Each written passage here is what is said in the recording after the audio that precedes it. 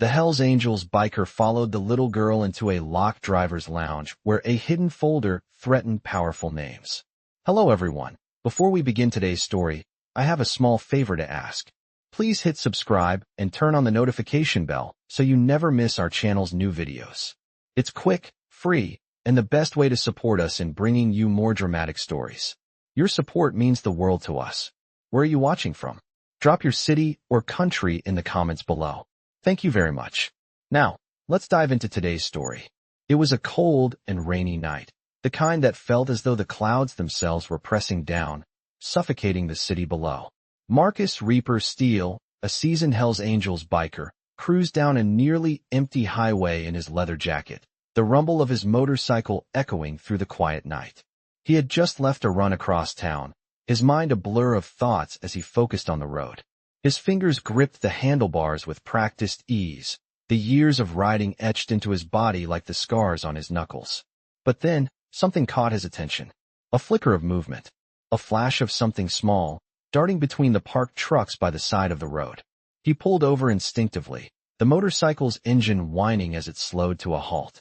Stepping off the bike, he noticed a little girl, no older than 8 or 9, her face pale from the cold.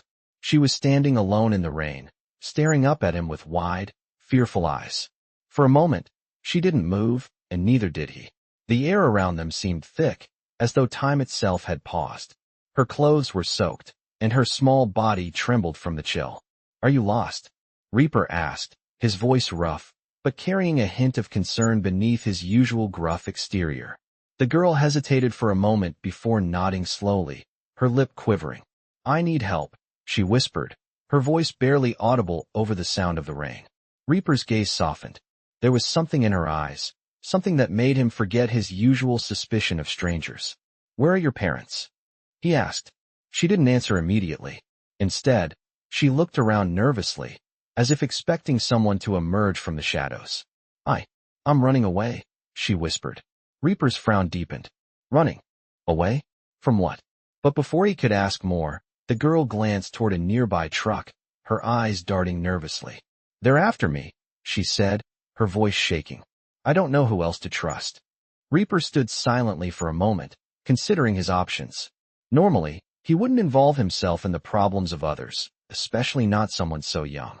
But there was something about her, something in the way she spoke, that made him feel uneasy. Without another word, he motioned for her to follow him. "Come on, let's get you somewhere safe." They walked toward a nearby building, a rundown driver's lounge that had seen better days. The place was locked up tight, the windows dark and cold. But the girl had a key, and when she unlocked the door, Reaper followed her inside, the smell of old coffee and dust filling his nose. The lounge was small, its walls lined with old leather booths and faded posters. But it wasn't the lounge that caught his attention. It was the folder she led him to, tucked away behind a stack of old newspapers on a nearby table. The folder was thick, its edges worn from age. "What's this?" Reaper asked, eyeing the girl suspiciously. She swallowed hard, her hands trembling as she pushed the folder toward him. "I found it in the back," she said. "It has names, powerful names. They don't want anyone to know about it." Reaper's heart skipped a beat. He didn't need to open the folder to know that it held something dangerous. And just as he reached for it, the door behind them creaked, and the hairs on the back of his neck stood up. Something was wrong. Something big was about to unfold.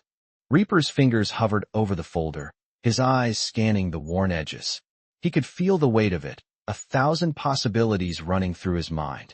The girl stood behind him, her presence barely a whisper in the dimly lit room. She had given him the key to this place, the key to everything that had just begun. But the folder, there was something about it that felt like a trap, and yet he couldn't turn away from it. He opened it slowly, his heart beating a little faster with each inch the cover moved. Inside, the first page was a list of names. Powerful names, names that belonged to people who controlled the city, maybe even the country. Some of them were politicians, others were businessmen, and there were even a few names he recognized from his own world. But what struck him were the notes scrawled in the margins. They weren't just names, they were threats, deals, and connections that led to even darker places. His fingers tightened around the edge of the folder as he skimmed through more pages. A network of corruption, dirty deals, and people willing to do anything to stay at the top. But what was this girl's connection to all of this? Why was she carrying this folder? Where did you find this? Reaper asked, his voice barely above a whisper. The girl didn't answer immediately. She stood there, shivering slightly, her arms wrapped tightly around herself. It was in a bag behind the lounge, she said finally. I've been looking for something, anything that could help, but when I saw these names, I knew it was bad. Really bad. Reaper closed the folder, his mind racing. This was more than just a few bad people. This was a web of power that reached far beyond anything he had imagined. And now, he was tangled in it. Who else knows about this? He asked, his voice steady, though he could feel the tension building in his chest. No one, she said quickly, shaking her head. I didn't tell anyone. I didn't know who to trust. But now I think I made a mistake. Reaper stared at her, his expression unreadable. She was scared, and he could see why. This wasn't just a matter of a few people getting hurt. This was about destroying lives. Taking down the wrong person meant becoming the target of a whole army of enemies. But the girl's eyes, there was something in them that told him she wasn't lying. She wasn't part of this world, but she had been dragged into it, whether she liked it or not. He could hear the rain pattering against the roof of the lounge, the wind howling outside as if the world was closing in on them. Reaper stood up and walked to the window, peering out at the empty street. It was dead silent, the kind of quiet that only came before a storm. He could feel something big coming, something he wasn't prepared for. You need to get out of here, he said, turning back to the girl. Go somewhere safe. I can't, she replied, her voice barely audible. They'll find me. Reaper felt his pulse quicken. Whoever they were, it was clear they were connected to the names in that folder. Then you're coming with me, he said firmly. He didn't give her a chance to argue. He grabbed his jacket and handed it to her. Put this on.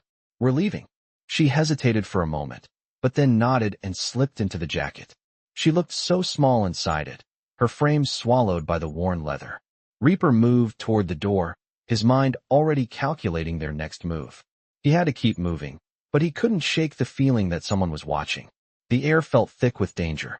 He stepped into the hallway, keeping his movements calm and steady, as though he hadn't just uncovered a network of secrets that could tear everything apart. But as soon as he opened the door, the hairs on the back of his neck stood up. There was something out there, something that didn't belong. The quiet was gone. A figure appeared at the end of the street, moving with purpose. Reaper's instincts kicked in. He closed the door behind him and turned to the girl. Stay here, he whispered, his voice low. Don't make a sound. He moved quietly toward the door, trying to make out the silhouette in the distance. His hand went instinctively to the knife tucked inside his jacket. Whoever was out there, they didn't belong here. And Reaper was ready to make sure they didn't get any closer.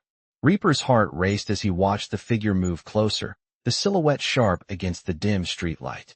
His instincts screamed danger, and every muscle in his body tensed. He turned to the girl, who was still huddled behind him, her small body barely visible in his oversized leather jacket. Stay low, he whispered, keeping his voice steady despite the adrenaline coursing through his veins. She nodded, her wide eyes filled with fear, but also a quiet determination. Reaper's hand tightened around the handle of his knife. He couldn't afford to make a sound. The figure at the end of the street was no ordinary passerby. The way he moved, the purposeful steps, made Reaper feel the weight of the situation pressing down on him. Whoever this was, they weren't here. By accident. He slid toward the window, peering through the cracked blinds. The man was tall, wearing a long coat that billowed in the wind, his face hidden in the shadows. But Reaper didn't need to see his face to know something was off. There was no casual stroll, no innocent curiosity. This man was here for a reason, and that reason was probably connected to the folder. Reaper's mind raced through the possibilities. The girl had told him that she was running from someone. But who? And why? The names in the folder were too big, too powerful. This wasn't some petty street gang. This was something much darker. He clenched his jaw. Whoever this guy was, he wasn't just some messenger. Reaper had dealt with men like him before. People who would kill without a second thought. His hand went to his gun, but then he paused. Shooting wasn't the answer. Not yet. He needed information. He needed to know who was behind all of this. Slowly, he pulled the door open a crack, just enough to slip outside.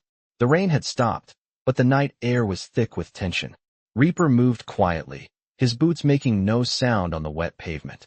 He could hear the man's footsteps now, slow and deliberate, like he was savoring the moment before confrontation. Reaper stayed low, moving behind a nearby dumpster for cover. His fingers wrapped around the cold metal of his gun, but he kept it low. No need to draw attention yet. He could feel the weight of the situation settling on him. The girl was just a child, and she had somehow become a pawn in a game far bigger than either of them. He had to protect her. He had to get answers. The figure paused a few yards away from the lounge, his head swiveling as though he sensed something wasn't right. Reaper held his breath, waiting for the man to make a move. Then, without warning, the figure turned and walked directly toward him. Reaper's heart stopped for a split second. There was no way the man could know he was there. No way. But then the man spoke, his voice low and even. "I know you're there, Reaper." Reaper froze. How? How the hell did he know? His mind raced, but he didn't have time to think. The man kept walking, his eyes scanning the area. Reaper's grip on his gun tightened, but he didn't make a move. This wasn't some random encounter. This was someone who knew exactly who he was, and that was dangerous. The man stopped just short of the dumpster where Reaper was hiding, his head tilting slightly, as though he could sense Reaper's presence. "You've been busy," the man said, his tone almost amused, "trying to protect the girl. But you're too late." Reaper's blood ran cold. The girl.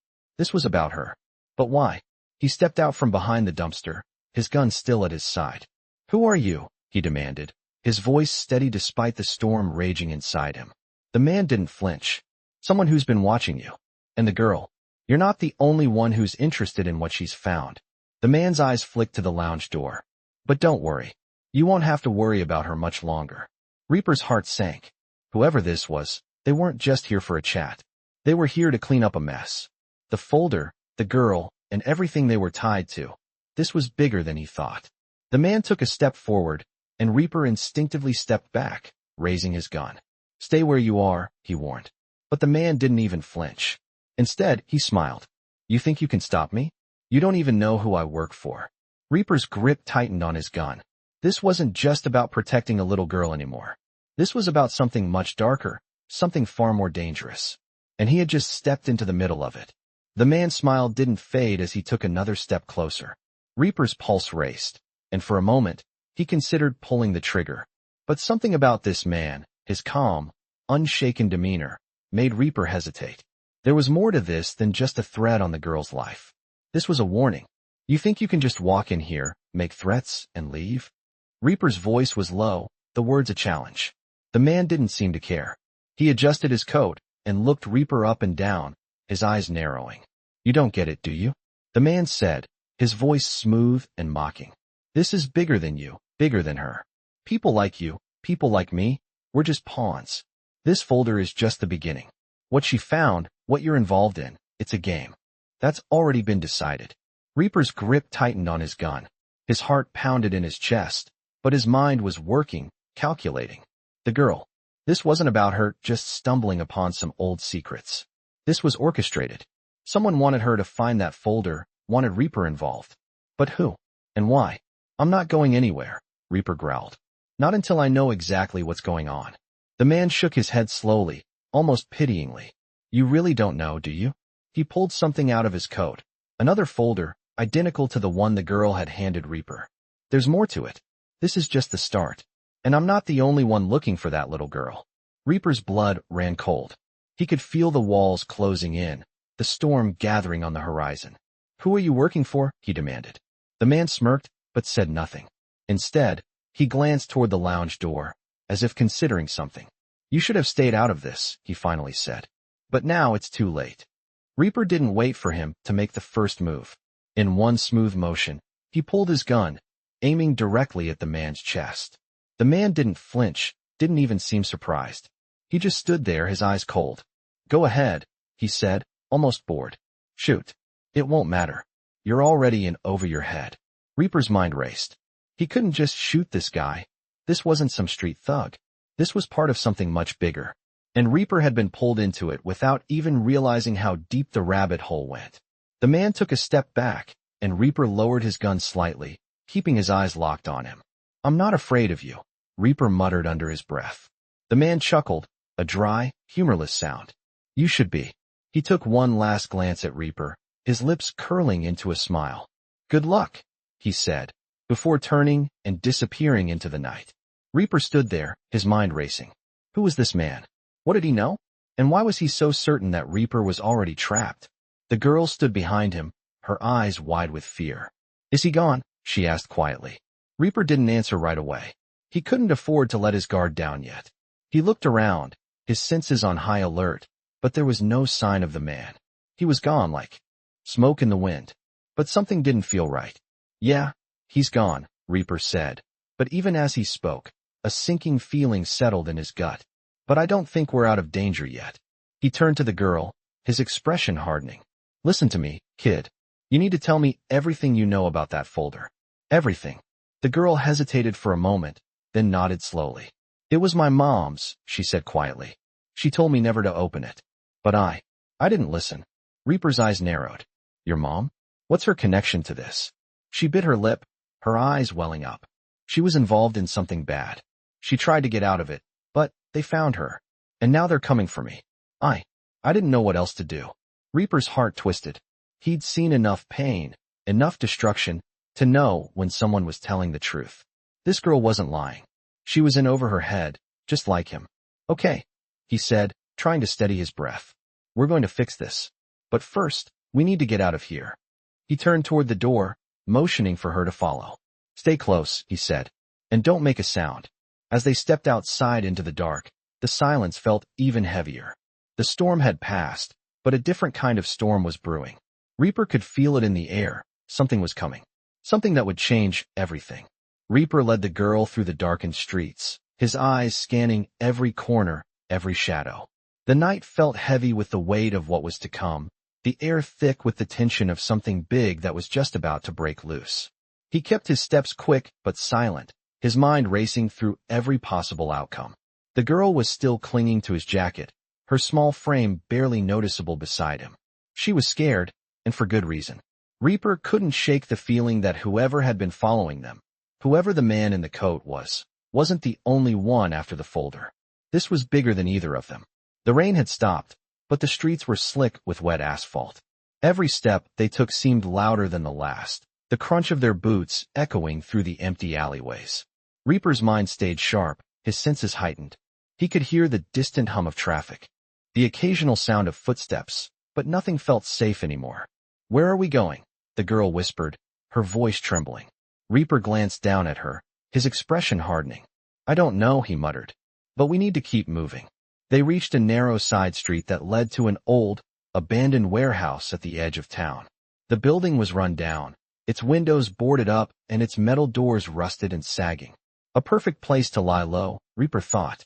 He pushed open the heavy door, the hinges squealing in protest, and ushered the girl inside. The warehouse smelled of mold and decay, the air thick with dust. But it was quiet. Safe, for now.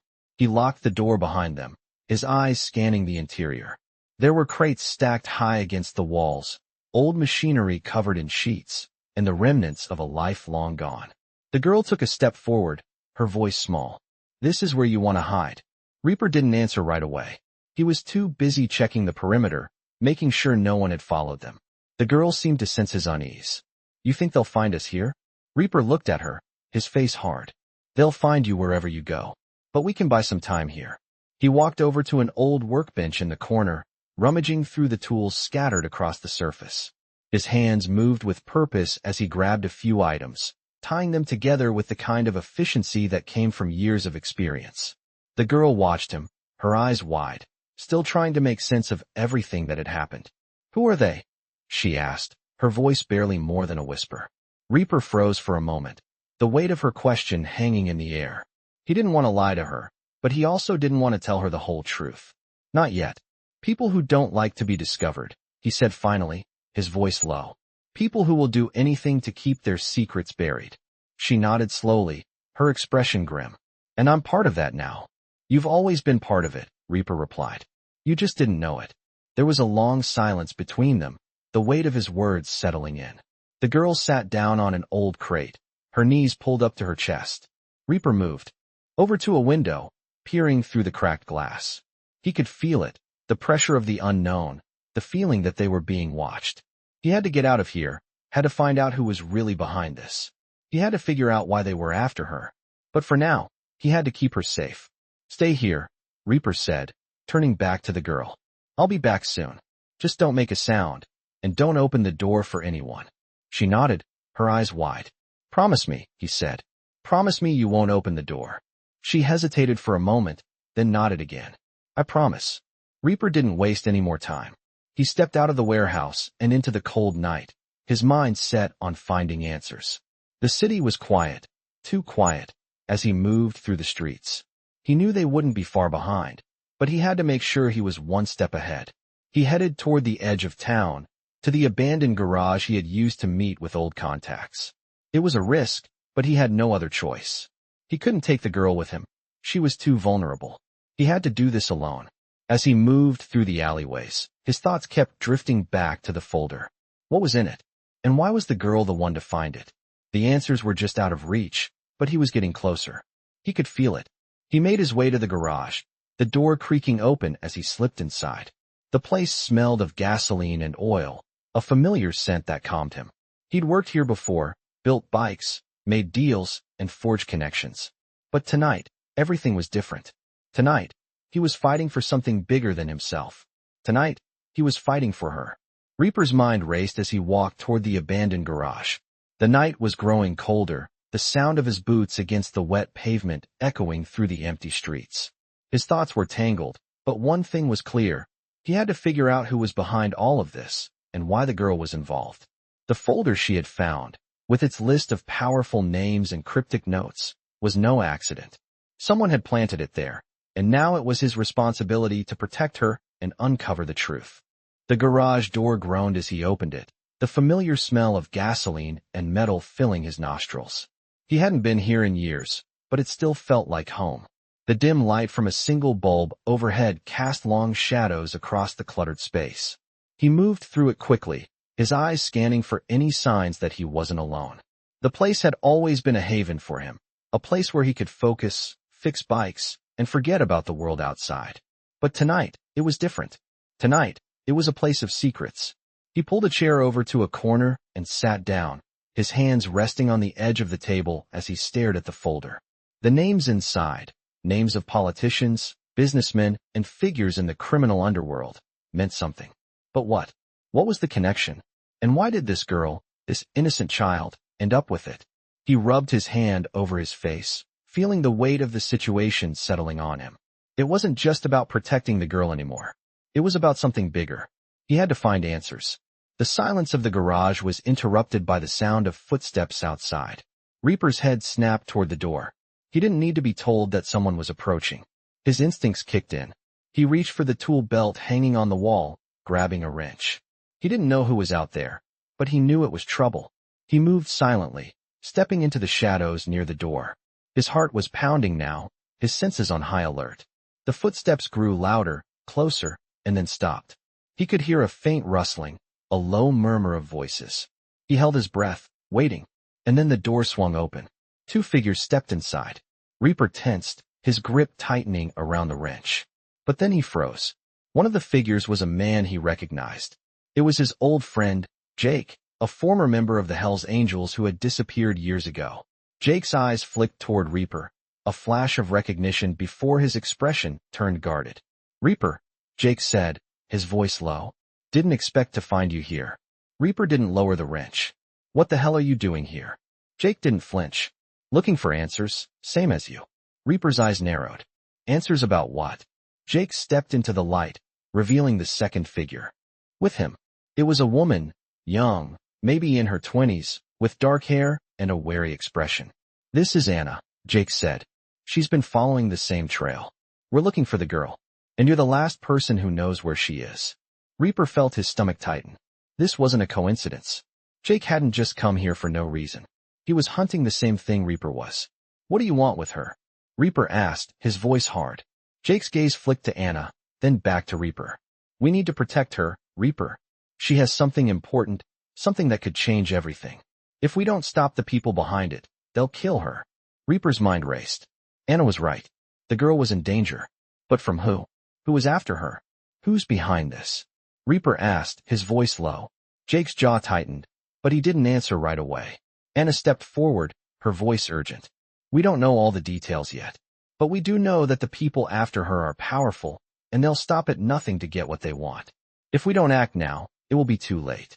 Reaper stood there, his mind racing, the wrench still in his hand. He didn't like being part of a bigger game. He didn't like being manipulated. But Anna was right. The girl was in danger, and Reaper wasn't going to let her fall into the hands of these people. So what's the plan? He asked, his voice hard. Jake's eyes flicked to Anna again, and then he nodded. We need to get her somewhere safe, somewhere they can't find her. We've got people who can help, but we need to move quickly. Time's running out.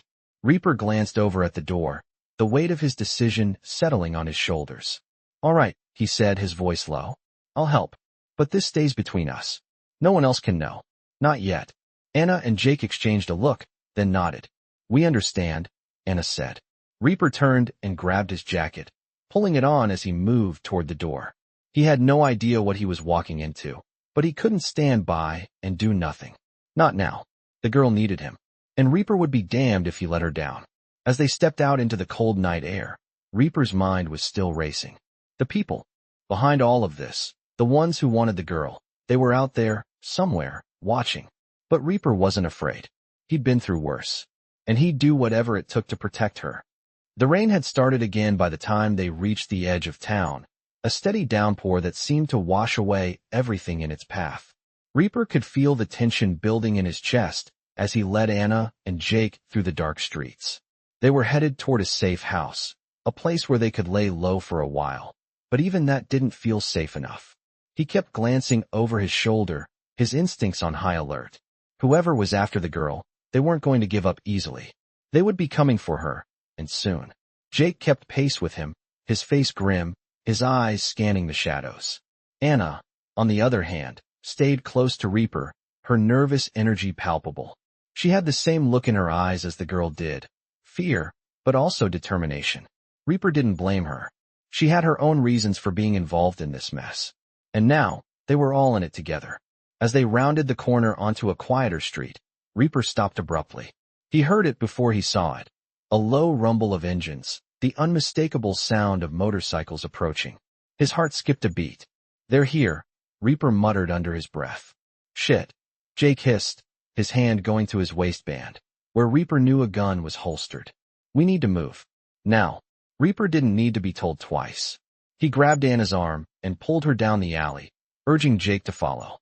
The sound of the motorcycles grew louder, echoing off the brick walls around them. There was no mistaking it now. They were being hunted. Reaper led them through the back alleys, keeping his steps quiet but quick. The safe house was just up ahead, but they wouldn't make it there in time if the bikers caught up to them. His mind raced as he tried to figure out their next move. Keep low, he ordered, his voice sharp. Don't make a sound unless I say so. Anna nodded, her face pale, but she was listening. Jake moved like a shadow behind them, his eyes constantly scanning the area. The motorcycles were getting closer now, the sound of the engines vibrating through the pavement. Reaper's hand moved to his jacket, where his knife was tucked away, ready to draw at a moment's notice. He had to protect them. There was no choice. The alley opened up to a wider street, and Reaper cursed under his breath when he saw the headlights shining down the road. They were too close. Too damn close. Get in there, Reaper said, pointing to a nearby storage unit. It was their only option now. He pushed Anna and Jake toward the door, keeping an eye on the street. The motorcycles were rounding the corner now, and Reaper could see the figures riding them, dark silhouettes against the night. He quickly shut the storage unit door behind them, the sound of the lock clicking into place a small comfort. For a moment, they stood in silence, listening to the noise outside. The rain was pouring harder now, masking the sound of the engines for a few precious seconds. Reaper exhaled slowly, trying to steady his breathing. They weren't out of the woods yet. What now? Jake whispered, his voice tense. Reaper's eyes scanned the small room they were hiding in, barely more than a storage closet with a few shelves of old crates and boxes. He could hear the sound of boots on the pavement outside, and the rumble of the motorcycles still nearby. We wait, Reaper said, his voice calm but low. They'll pass us by? Then we make our move. Anna was quiet for a long moment, her eyes wide as she stared at Reaper. How do you know they'll pass us? She asked, her voice barely a whisper. Because they're not after us, Reaper replied, his eyes narrowing. They're after her. The words hung in the air, heavy with the weight of the truth. Anna's face paled, and she took a step back. What do you mean? She asked, her voice shaking. Reaper looked at her, his expression hardening. They know what she has, he said. The folder. The names. They'll do whatever it takes to get it. A beat of silence passed between them, thick with tension. Anna's eyes were wide, her breath shallow. But they won't get it, Reaper continued, his voice hard. Not if I can help it. He turned back toward the door, his hand on the handle. He was ready to move again, ready to fight if necessary. The sound of the motorcycles faded slightly, and Reaper took a deep breath. We need to go, he said. Now. Without another word, he opened the door just a crack, peeking outside. The rain had obscured the view, but he could hear the sound of the motorcycles moving farther down the road. The danger wasn't gone, but for now, they had a chance. Let's go, Reaper said. He motioned for Anna and Jake to follow him, leading them back into the dark streets. They couldn't stop now. The storm was far from over. The streets were still empty when Reaper led Anna and Jake through the back alleys, his mind sharp and alert. He kept moving quickly but cautiously, knowing that at any moment they could be spotted. The motorcycles were no longer in sight, but that didn't mean they were out of danger. The girl was still the key, and whoever had been following them was not going to stop. Reaper glanced over at Anna, who was keeping up with him but looked even more fragile than before. Her wide eyes darted from side to side, constantly scanning for any signs of danger. Jake stayed a few steps behind, his eyes always ahead, searching for the next threat. Reaper knew it was only a matter of time before someone came looking for them again. How much further? Anna whispered, her voice trembling. Reaper didn't answer at first. He had to think, had to calculate their next move. The safe house was just a few blocks away, but the streets felt different now. It wasn't just the rain or the darkness. It was the sense of being hunted. He turned back to Anna and gave her a quick glance. We're almost there, he said, though the words felt empty. Stay close. The rain started to fall harder, and the wind picked up, making the streets even more desolate. They reached a corner, and Reaper could see the building ahead. It was a small, nondescript warehouse that had been repurposed into a safe house for people like him. People who needed to disappear. Reaper stepped into the doorway first, signaling Anna and Jake to follow. The inside was dimly lit, with concrete floors and metal walls that echoed the sound of their footsteps. It wasn't much, but it was safe for now. Reaper quickly closed the door behind them and locked it. He took a deep breath, trying to steady himself. He didn't have time to think about what had happened or what was coming next. Right now, they had to stay alive. We'll stay here for the night, Reaper said, his voice low. We'll figure out the next move in the morning. Anna nodded but didn't say anything. She had been quiet since they'd left the warehouse, her mind racing. Reaper couldn't blame her. He knew how she felt. They were all in this together now, but none of them had any idea how deep the rabbit hole went. You sure we're safe here? Jake asked, his voice rough. For now, Reaper replied, his gaze hardening. But I wouldn't call it a guarantee. He looked around the room. There were only a few chairs and an old table in the corner, nothing fancy. But it would have to do. Reaper turned to Anna. Sit down. Get some rest. I'll keep watch. Anna looked like she wanted to argue, but she didn't. She just nodded and sat on one of the chairs, wrapping her arms around herself as if trying to make herself smaller. Reaper knew she was scared. They all were. But he also knew that fear wasn't going to save them. Staying alert was their only chance.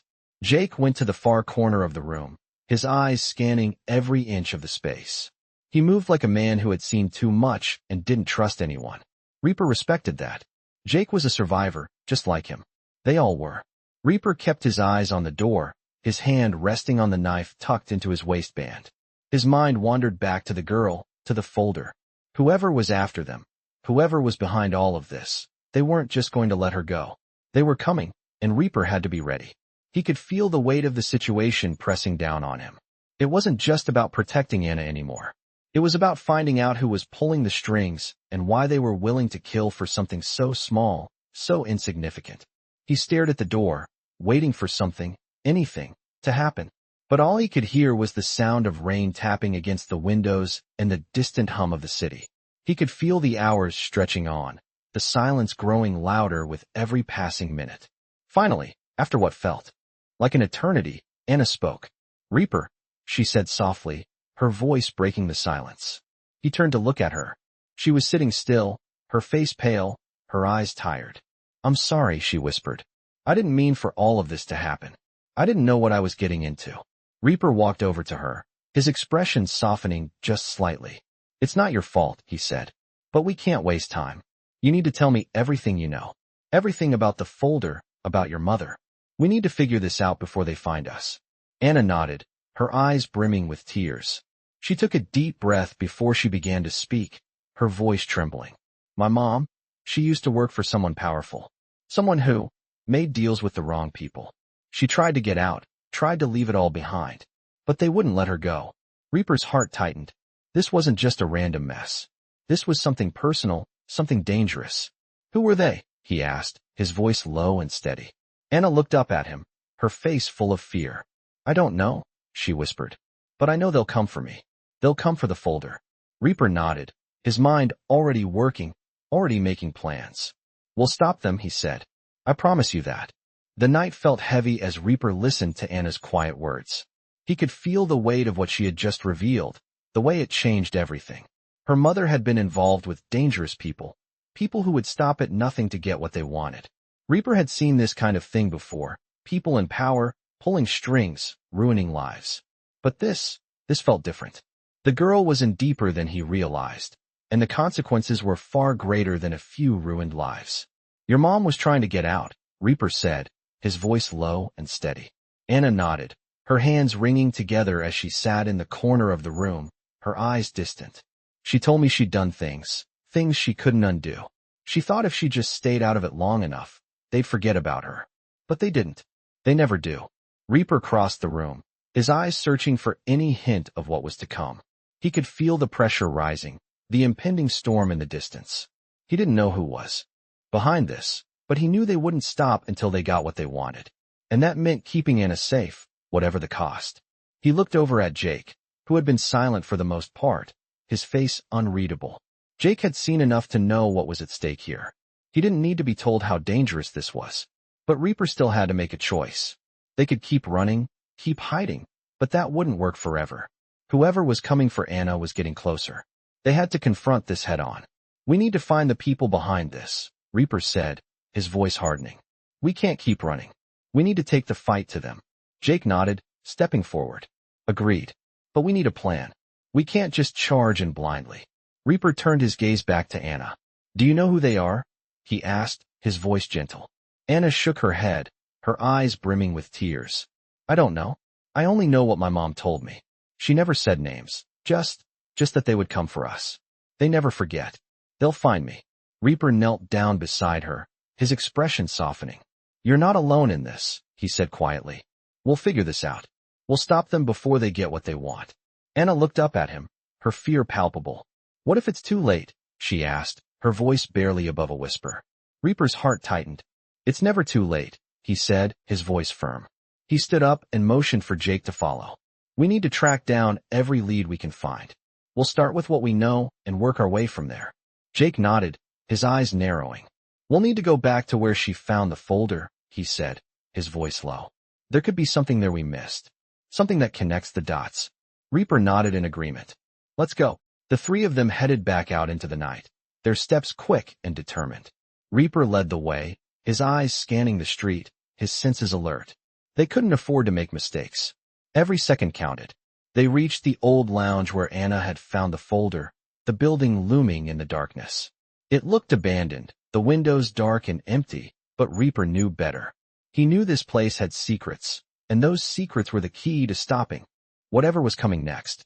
Stay close, he said to Anna, his voice low, and keep your head down.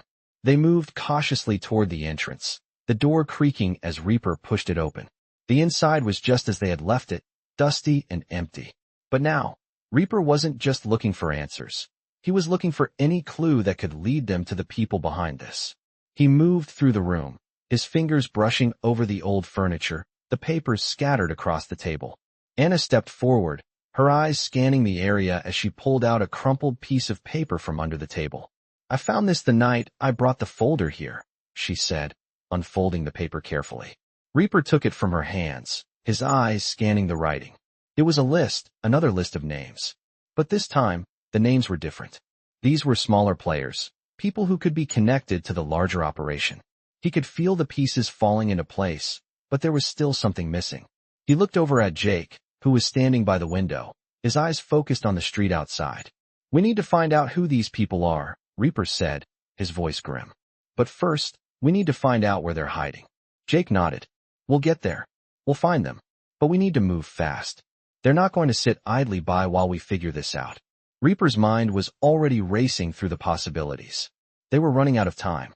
They needed to get ahead of the people after Anna. He looked back at Anna, who was still standing near the door, her face a mixture of fear and determination. "We'll get through this," he said, his voice steady. "But we need to stay one step ahead. We need to keep moving." Anna nodded slowly, her eyes meeting his. She had no idea what was coming, but she trusted Reaper. She knew he wouldn't let anything happen to her. And for the first time in a long while, Reaper believed it too. They were in this together. And he wasn't going to stop until they stopped the people who wanted her gone. The night felt heavier now, as if the air itself was thick with the uncertainty of what was to come. Reaper stood at the entrance of the warehouse, his mind running through the new list of names Anna had found. Every name, every scrap of paper, was another clue, another piece of the puzzle. But what did it all mean? He glanced at Anna, who was sitting on an old crate, her face a mixture of exhaustion and fear. She had been through so much, and Reaper could see the toll it was taking on her. He couldn't blame her. She was just a kid caught in the middle of something she didn't understand, but it was his job to keep her safe. And right now, that meant finding answers. He turned to Jake, who had been pacing near the far wall, his eyes scanning the shadows. "We need to figure out who these people are," Reaper said, his voice low but firm. "But first, we need to get out of here before they realize we're still alive." Jake stopped pacing and turned toward him, his expression grim. "We can't just keep running," Jake said, his voice rough. "We need to make a stand. If we don't take the fight to them, we'll always be one step behind." Reaper knew Jake was right, but he wasn't ready to put Anna in more danger than she already was. "We'll take the fight to them, but not yet," Reaper said. "We need more information. We need to know exactly who we're dealing with."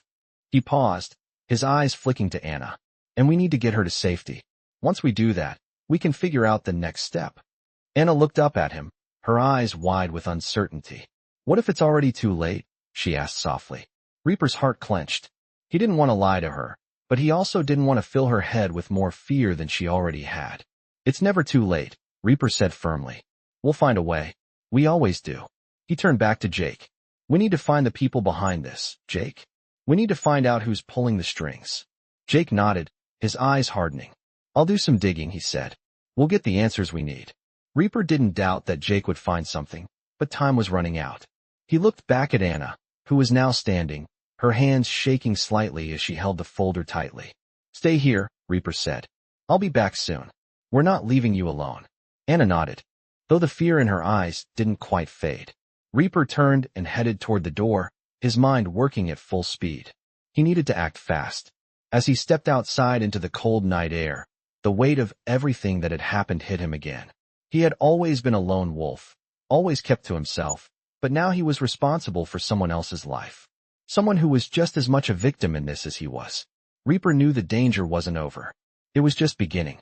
He could feel the eyes on him, the people who were waiting for him to slip up. He could hear the sound of his boots on the wet pavement as he moved quickly through the alleyways, trying to keep his mind focused. He had to get answers.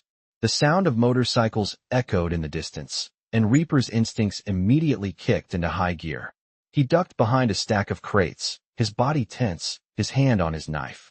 He wasn't sure if it was the same group from earlier, but it was better to be cautious.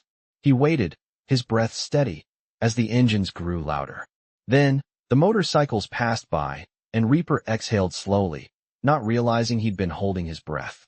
He didn't move for several moments, still listening for any sign of danger.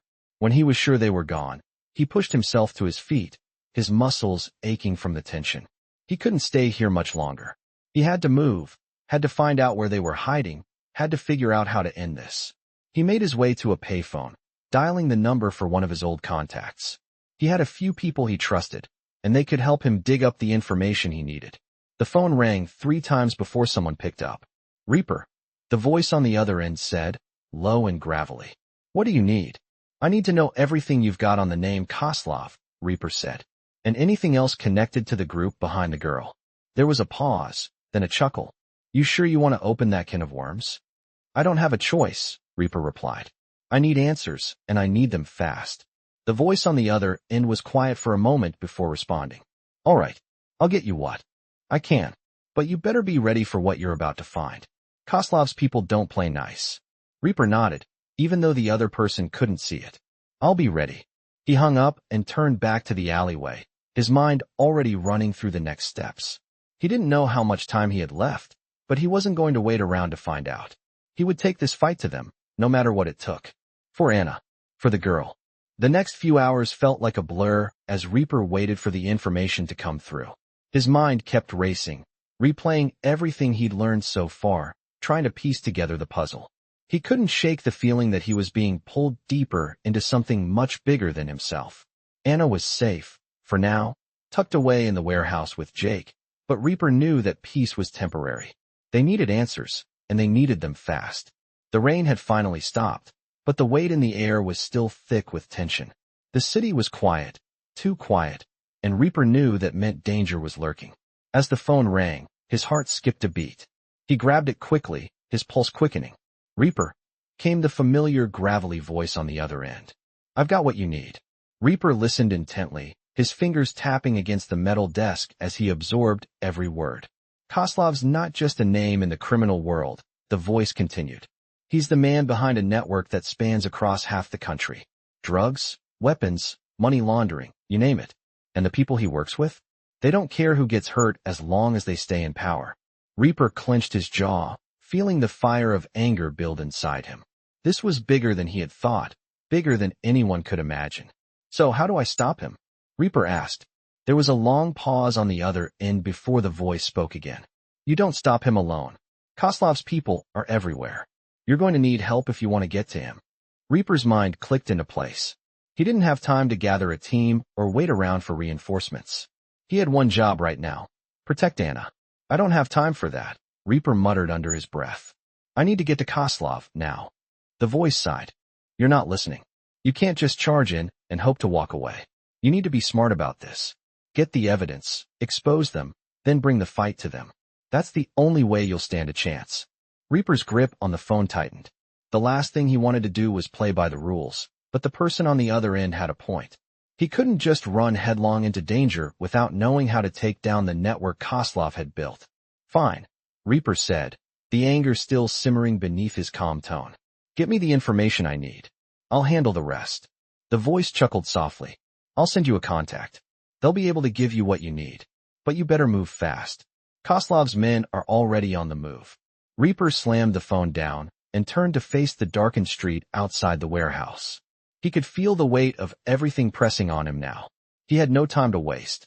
Anna's life depended on him, and he couldn't afford to make any more mistakes. He grabbed his jacket and walked back to where Anna and Jake were waiting. Anna looked up at him, her face pale and tired, but there was something in her eyes, a glimmer of hope that hadn't been there before. What now? She asked softly. Reaper glanced at Jake, who was already preparing for the next move, his face set with determination. We're going after Koslov, Reaper said, his voice steady. But we're not going in blind. We have a plan now. Jake nodded, his expression grim but resolute. We'll get him. No more running. Reaper's eyes met Anna's, and he could see the fear still lingering behind her gaze. She had been through too much, and now she was depending on him. He wouldn't fail her. Stay close, Reaper said, his voice low. We're going to get you out of this. I swear it. As they moved out into the streets, Reaper's mind was already working through the plan, piecing together the information he had. They would take down Koslov, but they couldn't do it alone. The network was too vast, too entrenched. They needed to hit them where it hurt, and they needed to do it fast. He could feel the city closing in around them, the weight of every step, the sound of their footsteps growing, louder as they moved through the dark streets. The contact would be waiting for them soon, and when they had the evidence, they would go after Koslov with everything they had. But for now, Reaper's focus was on one thing, getting Anna out alive. They turned the corner, heading toward their next destination, and Reaper's grip tightened on his jacket. The fight was just beginning. The rain had started again, heavier this time, as they moved through the streets. Reaper felt the familiar tension in his shoulders as they moved closer to the contact location. Anna walked beside him, her eyes focused ahead, but her body stiff with the fear that had followed them ever since they started this chase. Jake walked behind them, his steps as steady as ever, but Reaper could see the same unease in his face. They were all running out of time. Koslov's men were getting closer, and soon they'd have no place to hide. The contact, a man by the name of Victor, had been someone Reaper trusted in the past. They'd done some business together, but this wasn't just business. This was survival. As they approached an old diner on the corner of a quiet street, Reaper's instincts flared. Something didn't feel right. It was too quiet, the kind of silence that only came before a storm. He stopped walking, his hand instinctively reaching for the knife hidden at his side. Anna looked up at him, her face questioning, but he didn't say a word. Jake slowed his pace, his eyes scanning the area. "What's wrong?" he asked, his voice low. Reaper didn't respond immediately. He was listening, waiting for any sound that didn't belong. The hairs on the back of his neck stood up. There was no movement, no sign of anyone nearby, but the feeling of being watched never left. "Stay close," Reaper finally said, his voice sharp. He moved toward the diner, pushing the door open slowly. The bell above the door jingled, breaking the silence. Inside, the lights flickered overhead, and the smell of stale coffee and grease filled the air. Reaper's eyes quickly scanned the diner, but there was no sign of Victor. "He's late," Reaper muttered under his breath. Jake stood next to him, his hand still on his gun, his posture tense. Anna lingered by the door, her gaze flicking between the two men. "What now?" she asked. Reaper paused, thinking quickly. "We wait," he said. "Victor will show up. He always does." They found a corner booth, sitting in the dim light as the minutes dragged on. The quiet hum of the diner felt suffocating, and Reaper's mind kept wandering back to the girl. Anna was holding the folder tightly in her lap, the one that had started all of this. If they could just figure out what was inside, if they could make it to the right people, maybe they could stop Koslov and his men from destroying everything. But that was the problem. They didn't know who the right people were. The diner's door opened again, and Reaper's hand tightened around his knife, but it wasn't Victor. Two men stepped inside, their eyes scanning the diner as if they were looking for someone. Reaper froze. They were the type of men who didn't belong here. Too clean, too confident, and their eyes looked cold, calculating. "Reaper," one of them said in a smooth voice, his tone almost mocking. "Been a while." Reaper's heart sank. These men weren't here to make friends. "You're looking for me?" Reaper asked, his voice low and steady. The man smiled, but it didn't reach his eyes. "We're not here for you, but we're definitely here for the girl." Anna's breath caught in her throat, and Reaper saw her hands trembling. This wasn't just a coincidence. These men were sent by Koslov, and they were getting closer. "She's not going anywhere," Reaper said, standing up, his muscles coiled like a spring. "You can tell Koslov that." The man chuckled, his eyes dark with amusement. "You think we're just going to let you walk out of here with her?" The second man, who hadn't said a word until now, stepped forward, his hand resting on the butt of his gun. Reaper's mind raced. There were two of them, but he couldn't take the risk of fighting them here. Not with Anna so close. He needed to get her out of the diner and back to safety. "Stay close," he whispered to Anna, his voice steady despite the adrenaline pumping through his veins.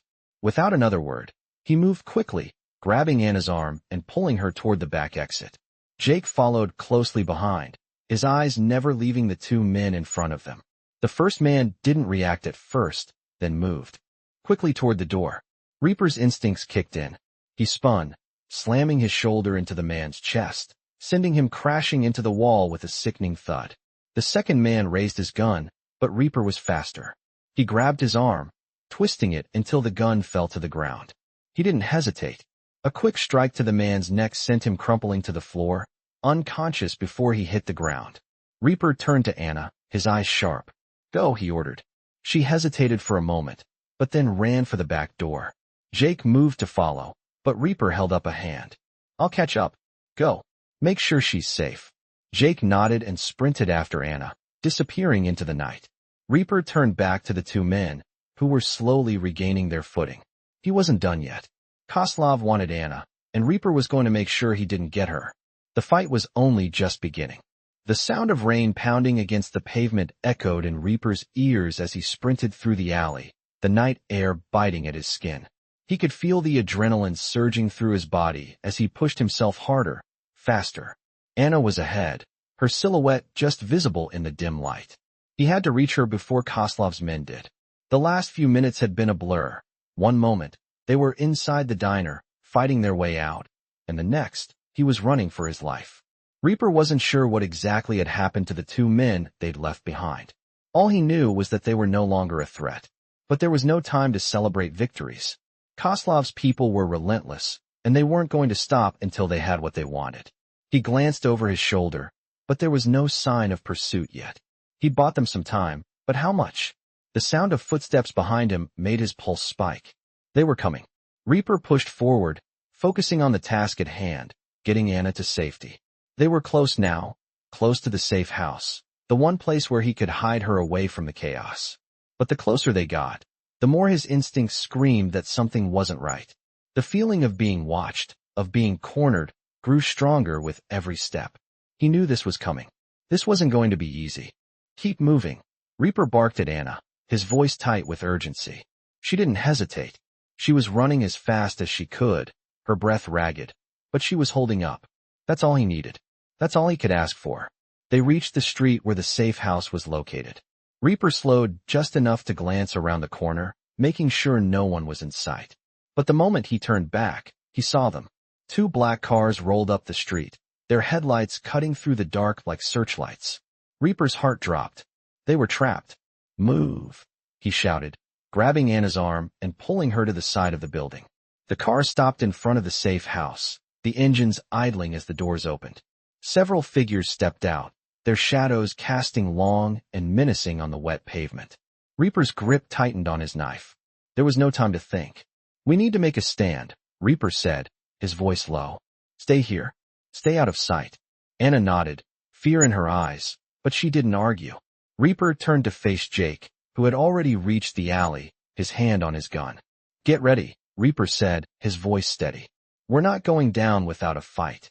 They positioned themselves behind the crates, waiting for the right moment. The figures in the cars were talking, too far to hear, but close enough to feel their presence. Reaper's fingers itched for action. He could feel the pressure building, the need to move, to fight. The first figure stepped toward the safe house, and Reaper's breath caught. Now, he whispered. The moment the figure took a step into the open, Reaper sprang into action. He moved with the precision of a predator, his knife cutting through the air as he aimed for the man's throat. The fight was fast, brutal. The sound of punches, grunts, and metal scraping echoed through the alley. Reaper's focus never wavered. He blocked a punch, delivering a sharp kick to the man's ribs, sending him crashing into the wall. He didn't wait to see if the man got back up. He was already moving, slipping into the shadows to avoid the rest of the attackers. The next few seconds were a blur of movement. Gunfire rang out, the sound deafening in the narrow alley. Jake had drawn his weapon, firing with deadly accuracy. The attackers scattered, but Reaper didn't give them a chance to regroup. He was faster, stronger, and he had nothing left to lose. Another figure lunged at him, but Reaper was ready. He dodged, his knife flashing in the light as he sliced through the air. The figure collapsed, clutching his side. One down, Jake muttered, his eyes scanning the alley for more threats. But there was no time to celebrate. Reaper was already moving, his eyes locked on the safe house. He had to get Anna out of there. He glanced over at her, but she wasn't where he had left her. Panic surged through him. He scanned the street, his heart hammering in his chest. And then he saw her, running toward him, her face pale with fear. Reaper, she shouted, her voice shaking. They're coming. They're inside. Reaper's mind raced. They had been too late. Koslov's men had already breached the safe house. There was no time to fight. They had to get out. He grabbed Anna by the arm and pulled her into the alley. Come on, we need to go now. They ran through the alley, Reaper's mind calculating their next move. He knew they couldn't go back to the safe house. It was compromised, but they had to find a way out. They had to stay ahead of Koslov's men, and Reaper wasn't going to stop until Anna was safe. He didn't care what it took. He didn't care who he had to take down. They were going to make it out of this. Alive.